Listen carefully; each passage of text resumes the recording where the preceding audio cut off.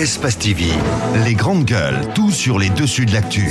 Ahmed Kamara, Zachary Milimono, Roby, Mohamed Djibril Kamara, Moussa Moïsila, Lamine Girassi forment les grandes gueules. Bienvenue chez les GG en ce lundi matin, lundi 29 février 2016. Merci de nous rejoindre. Un moyen pour nous joindre dans cette émission. Soit vous partez sur notre plateforme GGO 8037, sinon le site internet de la radio, les mails aussi, ça fonctionne avec plaisir. Nous allons prendre en compte vos messages en direct dans cette émission. Alors que l'opposition guinéenne tente de s'offrir donc une cure de désintoxication à un moment où les grands partis du pays sont traversés par des crises internes prenant parfois des tournures dramatiques, la Guinée ne semble pas appréhender donc les élections locales à venir avec sérénité. L'avant-projet du chronogramme proposé par la CENI a le don de fâcher l'opposition et de la pousser à se braquer. Pendant ce temps, au plan économique, tous les indicateurs sont dans le rouge, dit-on. Quelle lecture peut-on faire de la situation guinéenne ? Quel avenir pour la jeune démocratie guinéenne? Entre autres, des questions que nous nous posons ce matin chez les GG. Lui, c'est une grande gueule. Il va s'exprimer ce matin chez les GG. C'est bien sûr M. Tibou Kamara, ancien ministre d'État, secrétaire général de la présidence sous la transition. Vous allez l'écouter ce matin chez les GG. Et puis, on va venir sur cette interview exclusive accordée à BBC ce matin. Donc, c'est l'interview qu'a accordé le Premier ministre guinéen, Mamadi Youla. Bienvenue Ahmed, bonjour. Bonjour Lamine. Bonjour à vous Moussa Moïsila. Bonjour. Bonjour Madame Yoruba. Bonjour Lamine. Bonjour bonjour Jacques Léwa. Bonjour Abakar Diallo. Bonjour à tous Lamine. Allez, les enjeux du forum de Londres, Abakar. Eh bien, vous savez que la Guinée est allée à la rencontre des investisseurs anglais, en tout cas britanniques, on va le dire comme ça. Et donc un forum s'est tenu dans la capitale, à Londres, pendant 2 jours. Les membres du gouvernement et la délégation guinéenne plutôt, avec à sa tête le Premier ministre Mamadi Youla, a tenté donc de charmer les investisseurs britanniques dans le cadre du plan de relance économique post-Ebola. Oui. Vous savez que notre pays sort de 2 années d'Ebola, donc notre économie a été durement éprouvée par cette épidémie et cela se ressent aujourd'hui sur le plan national où toutes les activités sont pratiquement en berne et même au niveau du gouvernement, on nous dit que les ministres n'ont même pas leurs allocations budgétaires. Donc, les grandes gueules. Cela veut tout dire. Ça veut dire que les indicateurs sont véritablement dans le rouge, comme vous le rappelez dans votre introduction. Donc, c'était une opération de charme à laquelle Mamadi Youla et sa suite se sont livrés dans la capitale anglaise. Voilà, on va l'écouter. Ce forum s'inscrit dans le cadre de la nouvelle dynamique impulsée par Monsieur le Président de la République. Donc, nous voulons adresser un message à nos partenaires au monde que la Guinée est prête à repartir, à reprendre sa place dans le concert des nations et surtout reprendre la collaboration avec l'ensemble de nos partenaires sur le plan économique et social. Ici en particulier, nous sommes ici pour parler à des investisseurs, les investisseurs du secteur privé, pour leur dire aujourd'hui que les conditions sont réunies en Guinée pour venir travailler avec nous. Les grandes gueules. Écoutez, quand on fait une interview, ça se prépare. On ne peut pas dire on est prêt à... Donc depuis tout ce temps, on n'avait pas encore décollé. On n'avait pas encore décollé sous l'ère Alpha Condé, c'est maintenant on va décoller. Je crois que ce n'est pas du tout bien cette interview du Premier ministre. Quand on fait une interview de la sorte avec une chaîne comme BBC. Non, s'il vous plaît, s'il vous plaît. Non, ne mettez pas la charrue devant les bœufs. Je ne mets pas la charrue avant les bœufs. Non, mais Mamadi Youla a été clair.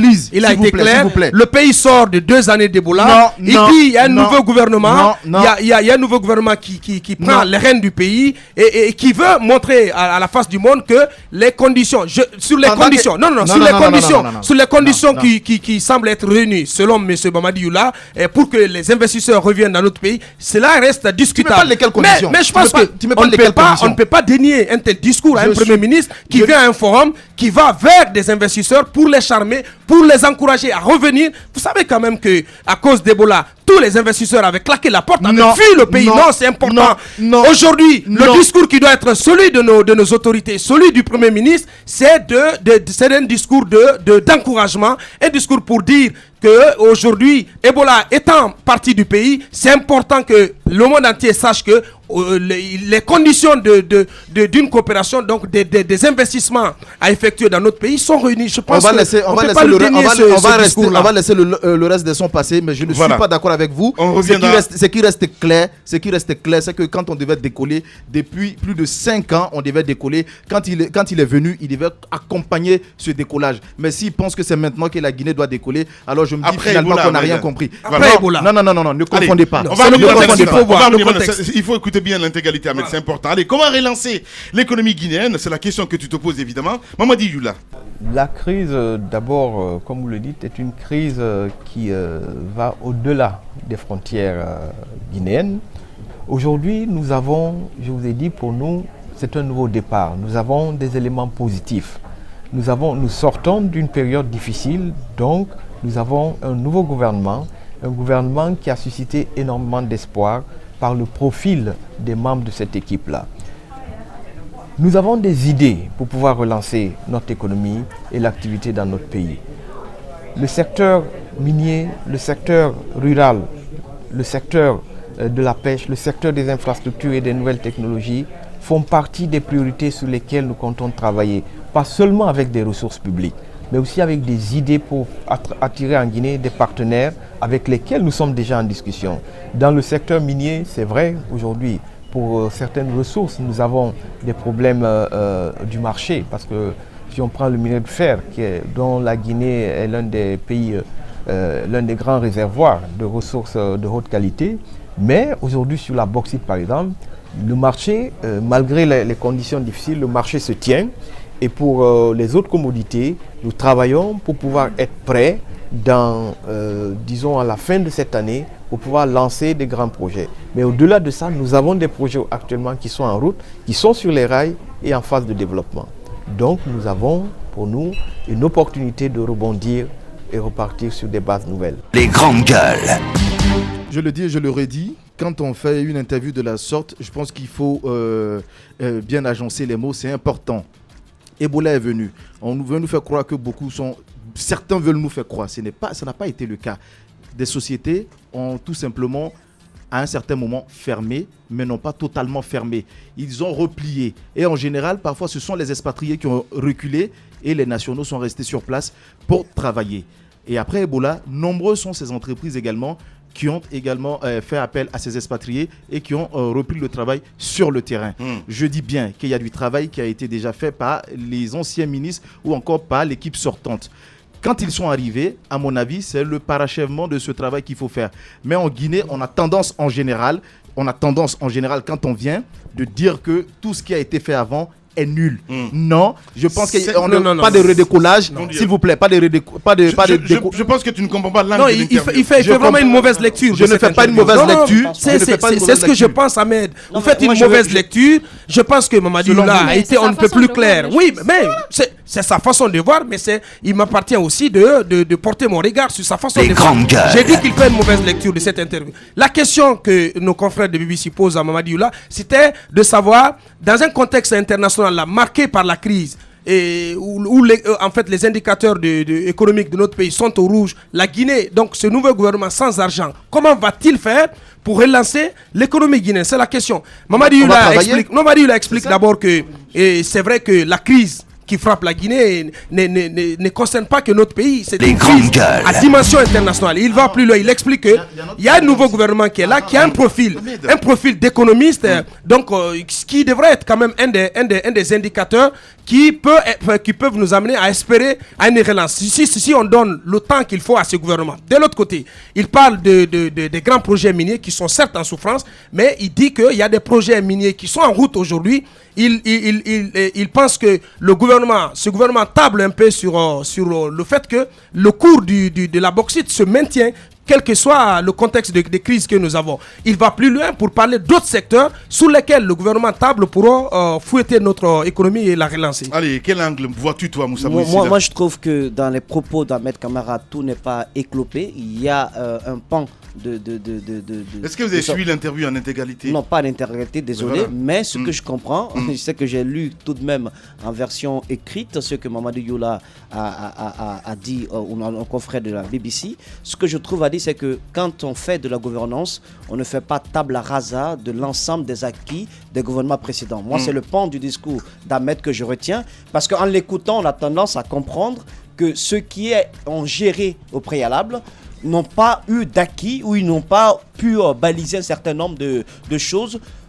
Ça, c'est la gouvernance. Il faudrait qu'il y ait une certaine continuité. Je comprends, Ebola a complètement... Les grandes gueules. A complètement, je veux dire quoi, phagocyté notre économie. Ebola a complètement affaissé notre économie, d'accord, mais ça ne constitue pas un nouveau départ pour notre pays. Il y a des acquis préalables. Je pense qu'il aurait pu partir de ces acquis, même en mentionnant le fait que Ebola a contribué à ce que nous soyons en retard. Et puis en plus, je ne sais pas comment est-ce qu'on peut charmer à l'international lorsqu'à l'intérieur, il subsiste encore des problèmes. Voilà, il a répondu à ces questions, évidemment, Moussa Moïse. On va revenir là-dessus, Moussa Youra, après. Vous allez décrypter pourquoi les prix grimpent, pourquoi le prix du carburant ne baisse pas, évidemment. Aussi, cette question a été posée. Un auditeur de Conakry, il s'appelle Sidiki Sidiberi, il est dans votre capitale. Il se demande pourquoi vous ne baissez pas le prix du carburant. Et je rappelle que même les syndicats ont organisé des grèves et ils n'ont pas obtenu satisfaction. Nous leur avons dit que nous sommes à l'écoute des problèmes du pays, mais aussi qu'il est de notre devoir de prendre des décisions responsables. Aujourd'hui, nous sortons de 2 années de crise grave pour la Guinée. La crise de maladie à virus Ebola que la Guinée a connue, qui heureusement est derrière nous. Mais quand même, cette crise est terminée officiellement le 29 décembre 2015. Et dans la première quinzaine de janvier, nous avons reçu ces revendications qui coûtaient de l'argent. Tous les points qui étaient sur la table nécessitaient des ressources publiques. Quand vous baissez le prix du carburant, vous diminuez les recettes de l'État. Et dans des proportions parfois très importantes, puisque la taxe sur les hydrocarbures constitue une des recettes de l'État. Il était très difficile pour le gouvernement, au moment où on cherchait à mobiliser des ressources pour faire face à un programme sur lequel nous travaillons, de commencer par baisser les revenus de l'État. C'était la principale raison qui a amené le gouvernement à demander à ses partenaires d'attendre que les conditions soient un peu meilleures pour se retrouver autour de la table vers le milieu de l'année pour rediscuter en fonction des conditions de ce moment-là. Les grandes gueules.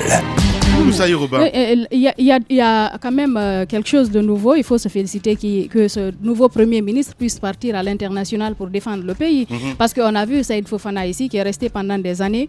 J'espère que cela va se faire le plus souvent et que ça va donner en tout cas quelque chose de positif. Ce que Ahmed disait est hyper intéressant. Peut-être que c'est peut-être quand on voit que le président a envoyé finalement Cass du côté de Washington. Mais quelle est la fonction de Cass à la migration? C'est peut-être un lapsus. Il doit être là-bas. Non, mais attendez, Fofana doit être là-bas. Les parce que grandes si vous gueules. comprenez bien sa fonction, vous vous rendrez compte qu'il doit être là-bas. Mais à la preuve. Il est parti à Londres aussi. Non, oui, c'est normal. Il doit y être. Ne mélangez pas les pinceaux. Mais écoutez, c'est pas grave du tout. Lorsqu'on parle, quelqu'un d'autre peut aller ailleurs. Le Premier ministre, c'est lui qui est au devant de la scène. C'est lui qui prend la parole. Derrière, il faut bien un coach. C'est tout. Voilà. Non, mais ce que je voudrais dire, ce que Ahmed voulait dire tout à l'heure, quand le Premier ministre dit que la Guinée est désormais prête à aller à l'échelle internationale, si je comprends bien, je pense que il y a quelques années, on nous a déjà dit la même chose. C'est pas aujourd'hui que ça devrait commencer, mais plutôt il y a quelques années. C'est vrai que personne ne nie les 2 années de crise qu'on a traversées avec Ebola, mais ces 2 années ont commencé.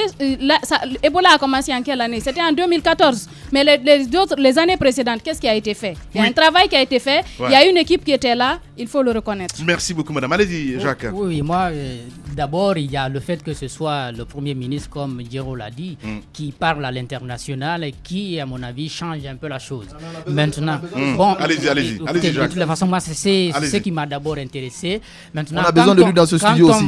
Quand on va dans le contenu de ce discours, et bien entendu, on se rend compte que rien n'a changé depuis que le président Condé est venu en 2010. N'oubliez pas qu'on a eu le forum d'Abu Dhabi, on a eu New Delhi, on a eu encore quoi. Tout le temps, il y a des ministres qui sortent pour aller à l'étranger, pour convaincre les partenaires à venir. Nous avons du mal à voir ça, à voir les impacts de toutes ces sorties, le concret en tout cas, au niveau local.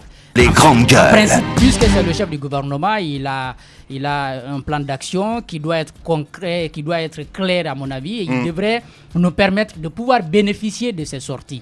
Si c'est pour amener des partenaires, que les partenaires viennent, si c'est pour si vous voulez obtenir des fonds pour soutenir des projets ici à l'interne, que cela puisse se vérifier. Mais si c'est pour tenir des discours, je pense que nous ne sommes pas sur le point d'avancer. Nous serons en 2017, on va encore dire nous avons passé 2 années de crise d'Ebola. Ouais. Donc, pour vous, Ebola le profil de Yula, vous avez des doutes un petit peu en ce qui concerne la capacité. Non, je ne suis pas en train de douter. Je veux juste qu'il matérialise son discours. C'est pas trop tôt?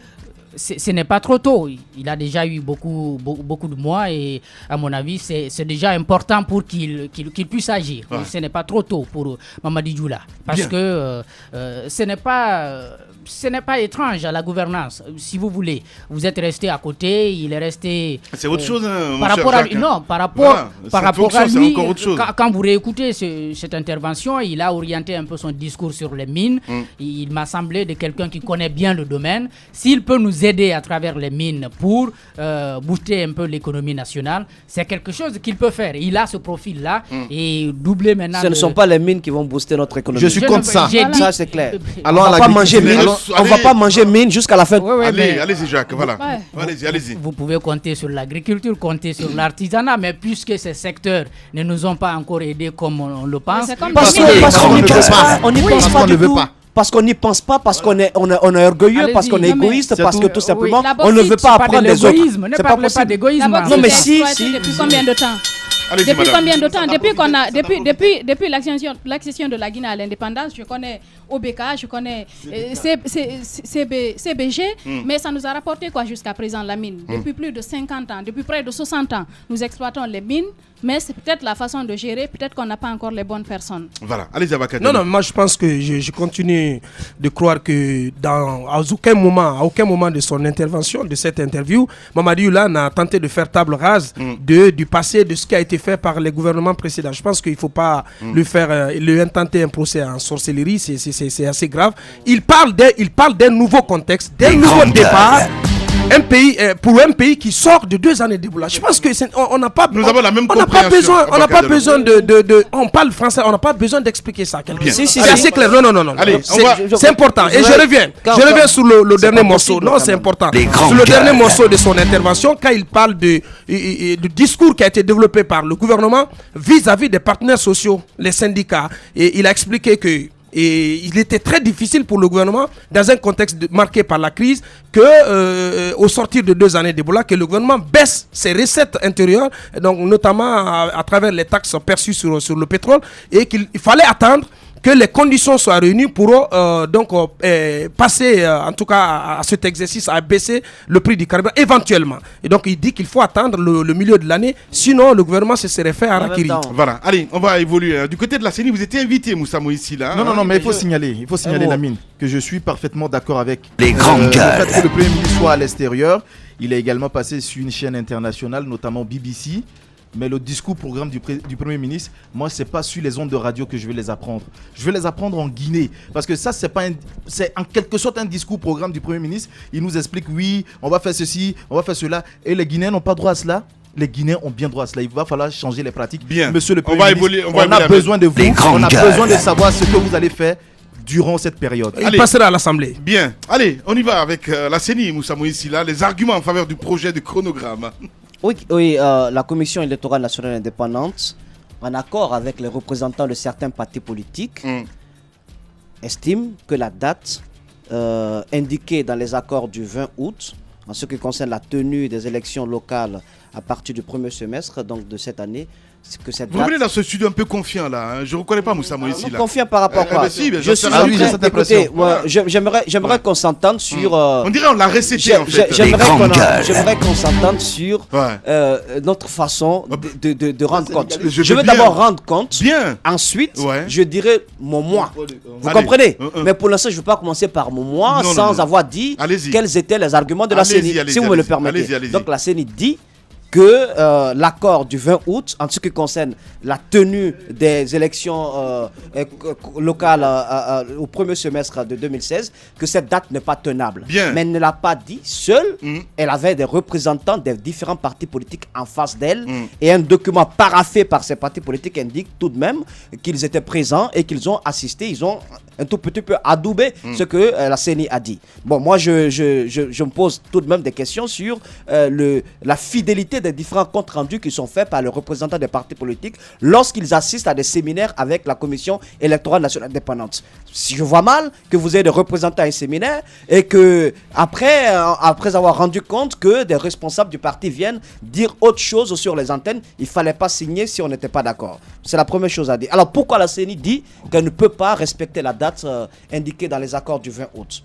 Elle parle de contraintes. Donc, ce sont des obstacles qui s'érigent sur son chemin dans la tenue des contraintes. Je vais regrouper les deux plus importantes à mes yeux. Ce sont des contraintes juridiques et des contraintes administratives. Tout d'abord, en ce qui concerne les régions, les quartiers, mais aussi les districts, qui doivent être d'abord érigés en collectivité. Parce qu'au jour d'aujourd'hui, il y a une sorte de flou sur nos textes, en ce qui concerne le code électoral, mais aussi le code des collectivités, qui ne sont pas du tout en harmonie avec notre constitution. Donc, en ce qui concerne les régions, les quartiers, les districts, il y a énormément de problèmes à ce niveau. Il y a des préalables à faire. Il faudrait d'abord qu'ils soient érigés par le ministère de l'administration du territoire. Et aussi, il faudrait qu'il y ait un répertoire des communes urbaines et rurales décentralisées. Il faut qu'on nous dise quelles sont les communes rurales, quelles sont les communes urbaines, parce qu'au jour d'aujourd'hui, ce qui rend difficile la tâche, c'est que la CENI doit s'appuyer sur un socle juridique et administratif qui n'existe pas.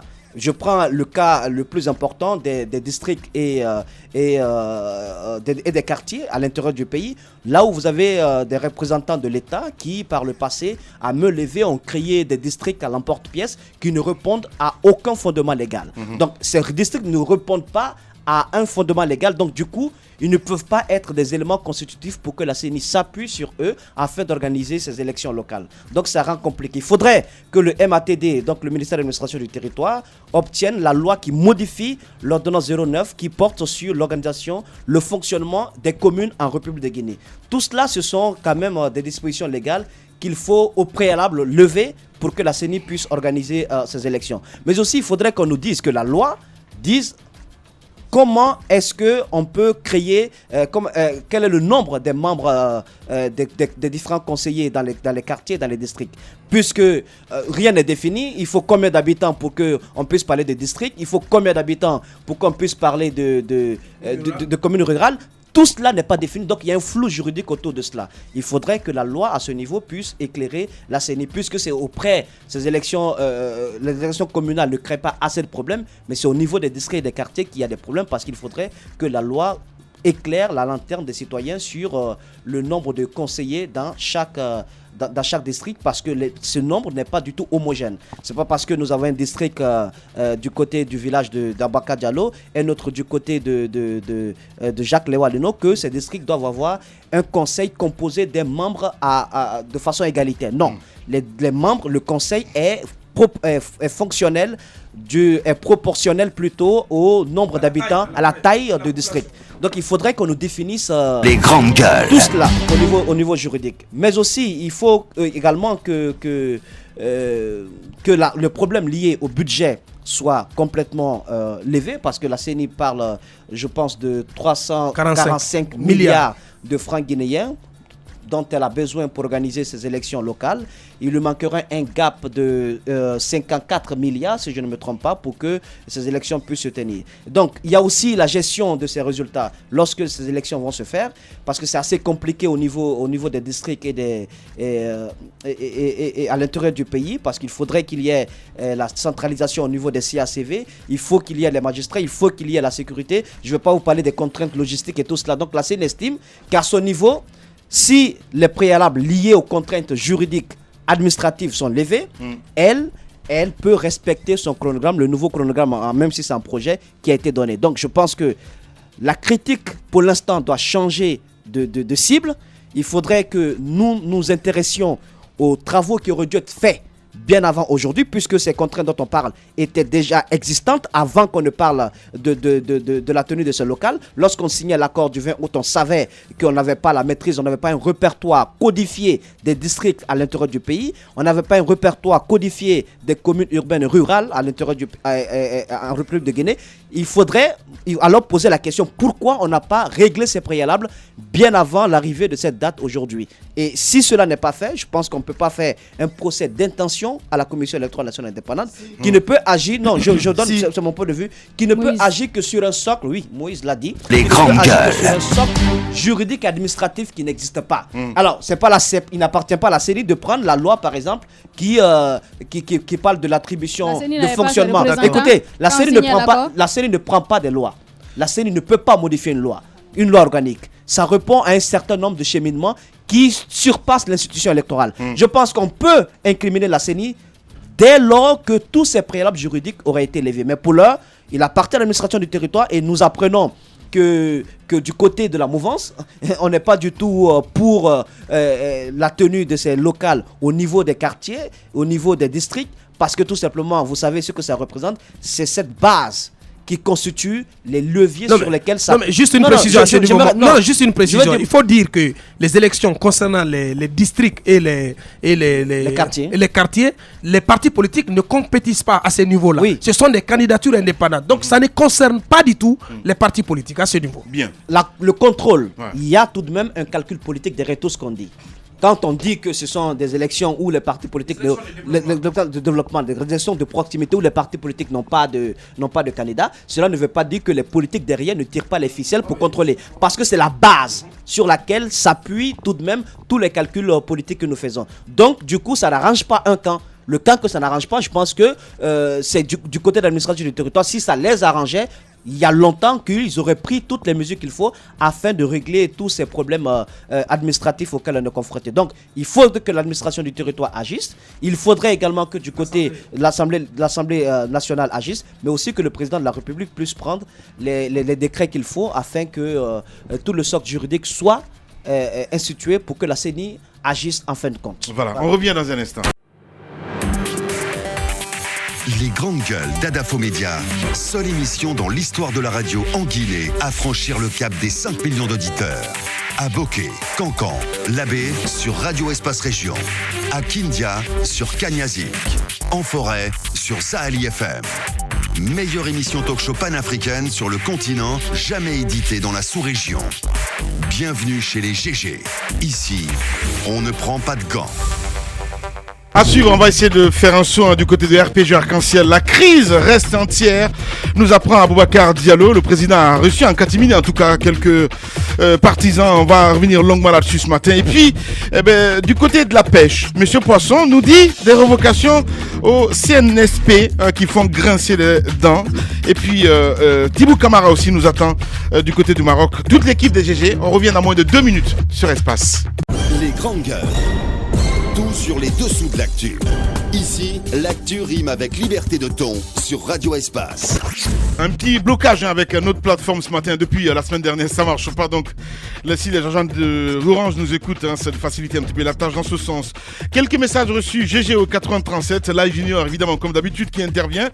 Lamine, la crise est partout en Afrique. Si vous avez suivi ce matin RFI l'économie du Sénégal, ne se porte pas mieux non plus alors que ce pays n'a pas connu la fièvre maudite. Qu'il se sache, la Guinée émerge malgré tout. Voilà, écoutez, hein, toujours propre à lui-même. Il y a cet autre message aussi qui nous envoie ce monsieur. Et Lamine, rappelez-vous de la phrase de notre président que Ebola pourrait être une opportunité pour la Guinée. On attend donc cette opportunité. Il dit... Nous allons évoluer là-dessus. Vous avez écouté le compte-rendu de Moussa Moïsi là? Oui, on a écouté le compte-rendu de... Moi, je suis parfaitement d'accord avec la CENI et il y a un document qui a été signé. Moi, je respecte ce document. Ce document n'a pas été signé que par les agents de la CENI. Il y a également les représentants des partis politiques qui ont signé. Donc, je veux que ces partis soient responsables. Mais moi, j'ai des griefs contre la CENI, à mon avis, qui a envie de se moquer de nous, nous les Guinéens. Je pense que, comme on l'a dit ici vendredi dans Politiquement Correct, la CENI a envie de se suicider. Mais la CENI veut... que ce soit collectif. Moi, je ne suis pas prêt à me suicider avec la CENI parce que le suicide ne fait pas partie de mon jargon. Les grandes gueules. Là, je le dis. La CENI se moque de nous. La CENI nous a même dit on peut coupler. La CENI nous a dit non, au premier trimestre, on peut faire ceci ou cela. Si vous ne pouvez pas, à quoi sert bon de sortir en longueur de journée et de dire je peux faire ceci, je peux faire cela. Et puis pour l'instant, on sait qu'on en arrière. Non, mais c'est pas sérieux. C'est pas sérieux. Je suis d'accord avec toi. Moi, je pense que si la CENI... CENI... Moi, quand Bakar m'a proposé ça, je dis franchement next quoi, parce que ça me gonfle. Excusez-moi du terme quoi. Voilà. Que la CENI se prépare pour s'expliquer. Quand elle a fini de se préparer, et en ce moment, on peut nous donner des dates. Mais nous donner des dates et après reculer pour dire non, on connaît pas le nombre de quartiers, on connaît pas le nombre de ceci et cela. Quand ils ont signé les documents, quand ils ont fait les réunions avec le ministère de l'administration du territoire et autres, pourquoi ces questions n'ont pas été soulevées? Je suis d'accord avec toi. Si la CENI réellement était dans la logique d'organiser des élections à temps, en tant qu'institution responsable de l'organisation des élections et que les cadres également de cette institution veulent sortir par la grande porte. Pourquoi sur le champ, on n'a pas fait ce genre de recommandations pour dire non, il faut travailler sur ça parce qu'il y a ceci, il y a cela, depuis que les élections présidentielles sont finies. C'est maintenant qu'on nous parle de toutes ces questions.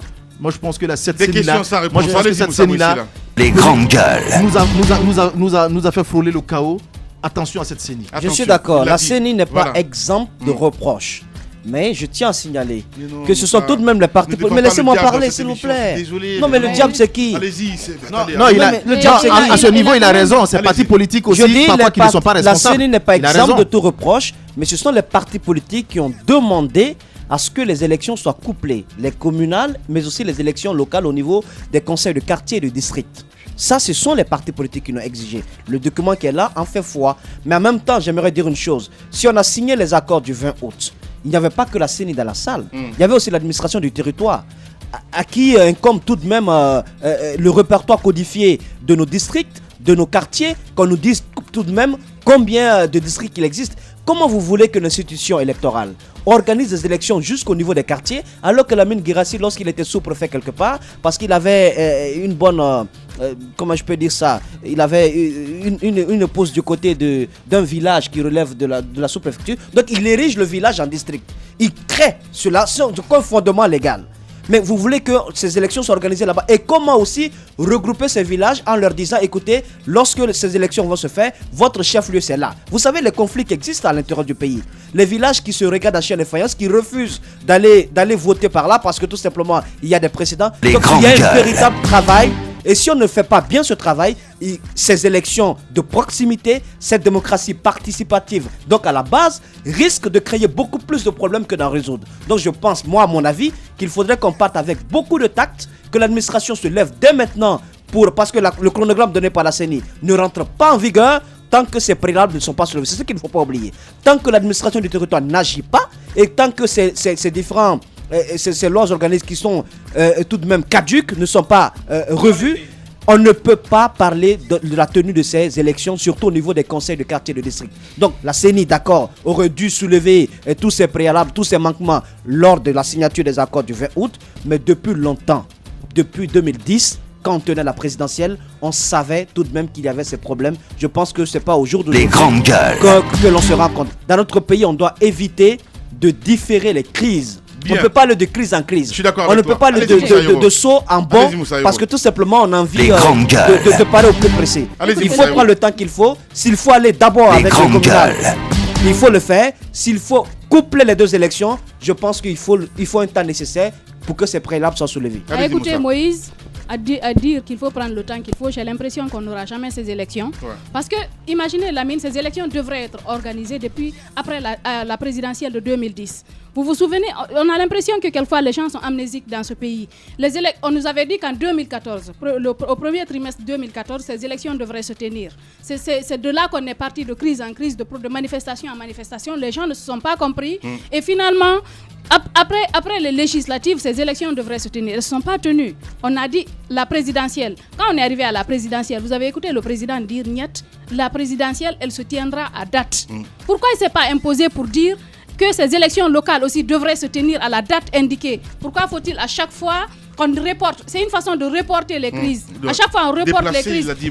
C'est comme si c'est des amateurs qu'on avait pris pour mettre dans quelque part. Les gens qui se sont retrouvés pour signer l'accord du 20 août. Est-ce que c'est des amateurs qui étaient là? Ce n'est pas des personnes qui réfléchissent pour savoir que oui, il y a ce problème-là qui ne nous permettra pas de tenir ces élections à la date que nous avons signée là. Et l'opposition aussi, j'ai l'impression qu'elle suit bêtement.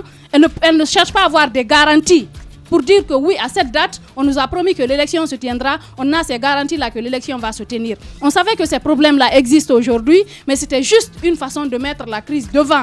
Et pour revenir vivre la même situation. Et qui va payer le prix fort? C'est le peuple. Après, c'est les manifestations de jour au jour, alors que le Guinéen gagne sa vie au quotidien. Je pense qu'il faut qu'on sorte de cette situation. Des élections qui devraient se tenir il y a 5 ans, on est là encore à en parler. Est-ce qu'en 2020, elles se seront tenues? Moi, ça ne m'étonnerait pas qu'on continue encore à rejeter et encore rejeter. Allez-y, monsieur Léno. Oui, moi, je vais dire tout simplement que les dialogues que nous avons eus en Guinée, finalement, n'ont servi qu'à résoudre les urgences, à s'occuper des urgences. Parce qu'en 2013, n'oublions pas, si on s'est réunis, c'était pour avoir les législatives.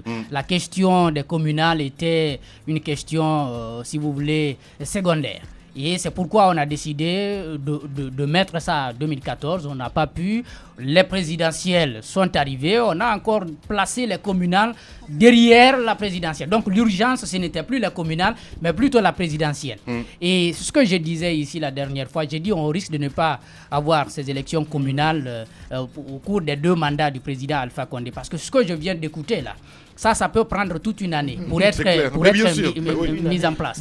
Il faut déterminer ceci, il faut revoir la cartographie, il faut voir qu'est-ce qui peut être quartier, qu'est-ce qui peut être district. Un découpage administratif. Ça devient un gros boulot qui va demander encore, il y a bien entendu à faire appel à l'administration. L'opposition va vouloir avoir l'œil sur tout ça. On va aller de contestation en contestation et finalement, il y aura des difficultés à s'entendre sur l'essentiel. Et ce que je suis en train de voir, c'est qu'on est en train de banaliser le pouvoir à la base. Parce que jamais on n'a pris au sérieux la question des communales. Le président, lui, il se sent à l'aise. Moïse le rappelait tantôt que ça arrange beaucoup plus la mouvance présidentielle de garder les présidents de conseils de quartier comme tels, ou sinon d'avoir des cadres nommés. Et on déshabitue les citoyens de ces localités au vote. C'est-à-dire ils ne participent pas au choix de leurs dirigeants. Le civisme. Finalement, on s'en fout quoi. Ils ne participent pas parce qu'on commence par participer à la gestion d'une collectivité, d'un district, d'un quartier, par le choix d'abord du responsable et de tout le conseil. Allez-y, monsieur Diallo. Non, ce qui est à dire, pour commencer, c'est que c'est malheureux que depuis 2005, il n'y ait pas de renouvellement de nos élus locaux dans notre pays, parce que les dernières élections communales dans notre pays remontent à 2005. Je pense que cela fait à date 11 ans qu'on n'a pas eu d'élection communale dans notre pays. Le reproche qu'on peut faire au pouvoir d'Alpha Condé, c'est que depuis son avènement au pouvoir, il n'a jamais fait de ces élections une priorité. Il a sa préoccupation majeure, il faut bien comprendre, c'était d'abord de renouveler son bail. Et je pense qu'on peut bien comprendre, sinon il courait le risque de se retrouver avec un mandat qui est tombé en désuétude. Donc sa préoccupation, c'était de renouveler. Donc, je pense que c'est des calculs politiques et politiciens. Maintenant, il y a quand même quelque chose d'assez important qui me paraît important au sortir de cette retraite de Kindia. Nous avons entre nos mains ces documents synthèse des travaux, des discussions entre la Commission électorale nationale indépendante et le comité interparti. Je vois ici que ce document a été signé par 9 partis politiques. L'UFDG, l'UFR, l'UPR, le BL, le RPG Arc-en-Ciel, le PDN, l'UPG, l'UGDD et le PEC. Je pense que il faut pas... Moi, j'ai lu une déclaration de l'UFDG dans laquelle on dit qu'à aucun moment à Kindia, on a parlé de chronogramme. À Kindia, je pense que c'est assez grave. Parce que rien qu'à voir l'intitulé de cet atelier qui s'est tenu à Kindia, il est dit clairement atelier national d'élaboration du chronogramme des élections locales. Je pense que on ne peut pas me dire qu'on n'a pas parlé de chronogramme à Kindia. Et ce qui est important, il y a un passage, en tout cas, de cette déclaration. Ce qui s'est intitulé Déclaration de la classe politique à l'atelier du 15 au 16 février 2016 à Kindia. Les partis, ils disent, nous, partis politiques de la mouvance et de l'opposition, donc après tous les constats, ils disent, nous constatons les contraintes juridiques et opérationnelles non satisfaisables conformément au dit accord, parlant de l'accord du 20 août. Appelons de ce fait la CENI à la proposition d'un chronogramme réaliste et réalisable devant faire l'objet d'échanges avant son adaptation. Je pense que c'est ce qui est en train d'être fait. Ouais. Moi, je ne vois pas pourquoi l'opposition va vouloir sortir ses militants encore dans la rue. Parce qu'elle s'est engagée au terme de discussions à Kindia. À la fin du compte, qui a inventé cette expression à dire, il y a les businessmen de la Mais crise, absolument. Je pense qu'il faut redescendre sur terre. Il ne faut pas qu'on s'habitue à vraiment aller de crise en crise. Et à l'étape actuelle des choses, il est clair que les partis politiques ont marqué leur accord. Je pense que le PDN a été assez responsable de ce point de vue-là. Ces représentants qui étaient à Kindia l'ont rappelé, qu'ils ont marqué leur accord à ce que la CENI propose un chronogramme. C'est ce que la CENI a fait, un chronogramme en 8 étapes qui nous amène donc vers la fin de l'année, à partir du moment où les contraintes juridiques et opérationnelles seront levées. Moussa Moïse l'a rappelé, c'est important. Ce chronogramme ne commence pas maintenant, c'est à partir du moment où les contraintes juridiques et administratives seront levées. Voilà, on apprenait ce week-end, Ahmed, le retour en grâce, en tout cas, des suspendus du côté de la RTG. Il y a Moussa Sidibé bien évidemment. Folletta Silla. Folletta Silla, écoutez, c'est clair que la suspension avait duré, ça avait pris quand même assez de temps. Si maintenant on décide de les faire revenir, moi je pense que les problèmes qui ont été signalés à l'époque quand Yamoussa était là, et les problèmes qui ont d'ailleurs contribué à leur suspension, c'est-à-dire purement technique. C'est coupure, voilà, c'est purement technique. C'est clair qu'il faut mettre des cadres, oui, les sanctionner, mais les sanctionner par rapport à quoi? Est-ce qu'ils sont responsables? C'est l'émotion, voilà. Non, c'est l'émotion. Non, je suis désolé, le président, il est comme ça, de toute façon, il s'énerve tout de suite, voilà quoi, allez, boum, boum, boum, ça part dans tous les sens. Je pense qu'il y a un moment... On a des conseillers à la présidence, c'est pour cela, Ahmed Camara. On ne peut pas prendre des décisions comme ça. Je suis d'accord. Faire rétropédalage, c'est un peu compliqué à la fin du compte. Et ça faisait le bonheur de certains du côté de la RTG. Évidemment. Oui, il y en a qui se plaisaient déjà à ces places. C'est possible. Je ne suis pas du travail doit continuer. Je ne suis pas du côté de la RTG, j'en sais rien du tout. Mais ce qui reste clair, c'est que maintenant, si on décide qu'ils reprennent service, il faut mettre quand même les moyens qu'il faut à leur disposition. Je le disais toujours. La RTG, je pense c'est quand même. On a besoin d'une RTG indépendante aujourd'hui. Au-delà, oui, un office. Surtout, oui, c'est important. Et je pense que ça permettrait un peu à la RTG de changer. Parce que sincèrement, quand vous suivez les émissions, vous voyez qu'il y a cette pugnacité qui est là, il y a ce courage qui est là, mais les moyens ne suivent pas. Donc le programme finalement, même quand il est bon, il devient nul. C'est-à-dire, ça n'attire pas du tout. Donc je pense qu'aujourd'hui, il faut quand même revoir la configuration au niveau de la RTG. C'est clair que si on ne revoit pas ces problèmes, ces sanctions, ils sont revenus, ils vont encore contribuer, ils vont encore avoir ces mêmes sanctions au cours d'une autre cérémonie du président de la République où il y aura des coupures. Évidemment. Oui, on dira que c'est des opposants. Oui, je pense que je suis d'accord, avant de sanctionner une personne qui occupe tout de même un poste administratif, il faudrait, pour des raisons liées à un manquement technique, il faudrait donner d'abord au préalable des moyens à la maison mère afin qu'elle puisse être bien dotée et qu'elle puisse fonctionner, en tout cas conformément à l'ère de la modernité. Parce que là où nous sommes, nous ne parlons pas d'analogie. La RTG ne manque pas de toute façon dans ce sens. Mais ils utilisent toujours des bancs. Ils n'ont pas de moyens. Deuxième chose. Ils n'ont même pas de plateau. Je sais de quoi je parle. Ce qu'on attend de la compétence. Ce qu'on attend, oui, ça quand même, c'est clair, il y a des ressources. Mais ce qu'on attend de Rachid Ndiaye, qu'il dote cette... Qu'est-ce que vous allez faire pour commencer, qu'il dote cette télévision d'au moins de plateaux dignes de son nom, Il n'y en a même pas. C'est assez grave, Lamine. Et il faut avoir le courage. C'est honteux. Les 2 personnes suspendues sont revenues en fonction, d'accord, mais il faut avoir le courage aussi de dire à ces personnes, surtout au directeur général qui va reprendre fonction, Pas de rancœur. Tout ce qu'on lui reproche. Pas de rancœur. Il revient, pas de rancœur, pas d'idée de vengeance. Je le sais. Ça ressemble pas aux gens de Ouassolo. Je savais que vous allez le dire. Non, pas du tout. Je le sais. Communauté ici à Je le sais assez intellectuel, je le sais assez expérimenté, mais il faudrait aussi lui dire face à face le reproche qu'on lui fait, ce qu'on lui dit dans le dos.